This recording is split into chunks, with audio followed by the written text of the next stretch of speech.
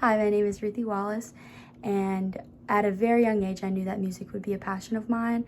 My parents exposed me to lots and lots of music, and as far as I can remember, I've been infatuated with the band Aerosmith. And so when I first read the instructions for these projects, I was very excited to learn and dive deep into the life and career of Steven Tyler.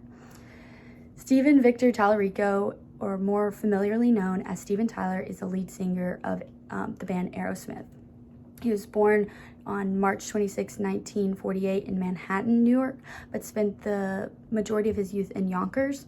His father, Victor Tallarico, was a pianist as well as a music teacher at Cardinal Spellman High School.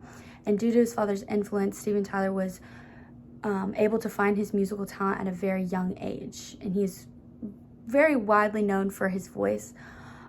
But he actually began his musical journey playing the drums, and it wasn't around till high school age that he shifted his talent more towards singing. Aerosmith is very well known for their remarkable music, but also for their unruly behavior.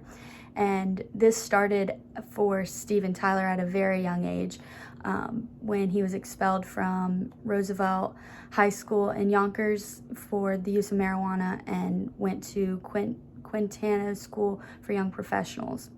And this is where he started to excel in his musical talent. After he graduated, he stayed in New York, and this is when lots of bands were in New York were flourishing, such as the Rolling Stones. And he wasn't vigorously looking for bandmates, but he often attended concerts and to scope out, talent similar to his and style similar to his. In 1969, he went to a rock show in New Hampshire where he met Joe Perry, the bassist for, or the guitarist for Aerosmith, and the bassist as well, Tom Hamilton.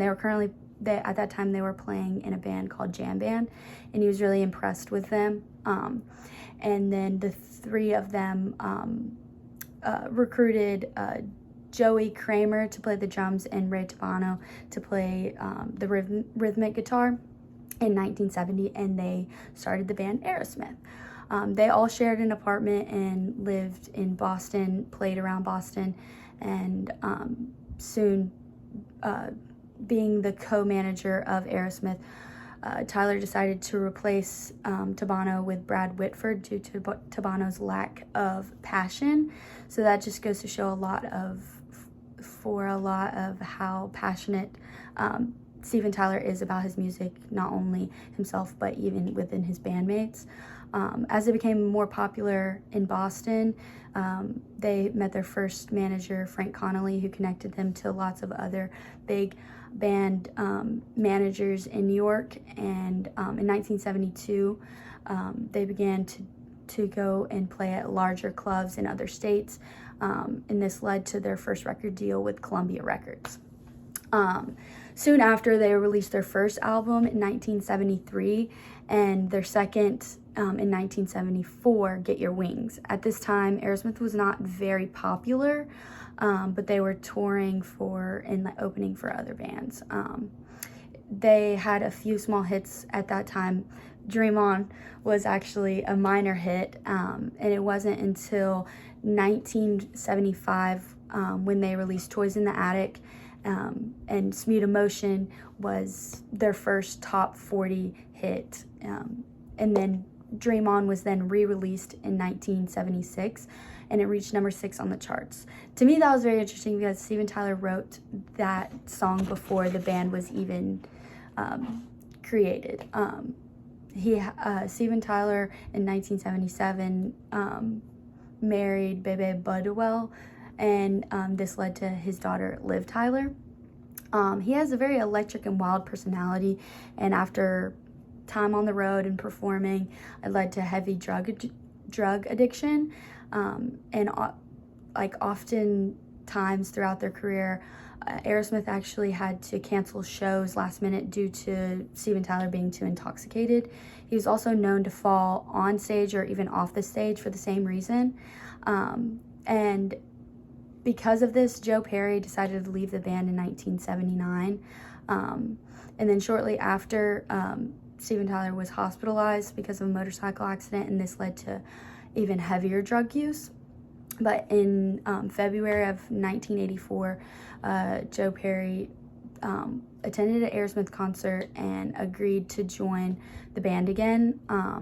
But shortly after, within the same year, the band dismantled again because of Tyler's drug use. And in 1986, they decided to have an intervention with Steven Tyler, encourage him to go to drug rehabilitation center. And he did, and the whole band joined him as well in getting clean. And the Aerosmith was back together again. Steven Tyler's still very active in singing, not only with Aerosmith, but he also has sung at many Super Bowls, the Indy 500, with other bands such as Kiss, Led Zeppelin, and more. He was inducted with AC/DC into the Rock and Roll Hall of Fame in 2003, and he was even a judge for American Idol, so he's still very active with music. Some of my favorite songs to listen to and watch Tyler perform are What It Takes, Crazy, and Love in an Elevator. What It Takes is a very emotional song, and Steven Tyler does a wonderful job at just distressing the song in all the right places. He often gets very creative when he's performing and sings different lyrics and notes differently than what they're recorded. He's very famously known for his screams, and he has an incredible control and power over these like screams and outbursts when he's singing. The lyrics of What It Takes are very emotional and heart-rendering, as well as the music behind it. And Steven Tyler embodies that tenfold with his passion when he performs as well. Similarly, like Love in an Elevator is very upbeat, and he sings with intensity and enthusiasm, and he's very active with the audience, and he just doesn't sing, he sings to the audience with a passion. And he's very well known for his microphone. He treats it like a woman, he says, and he's very just mesmerizing to watch. Lastly, Crazy, one of my favorite songs. It's evident that, Steven Tyler sings with his entire heart.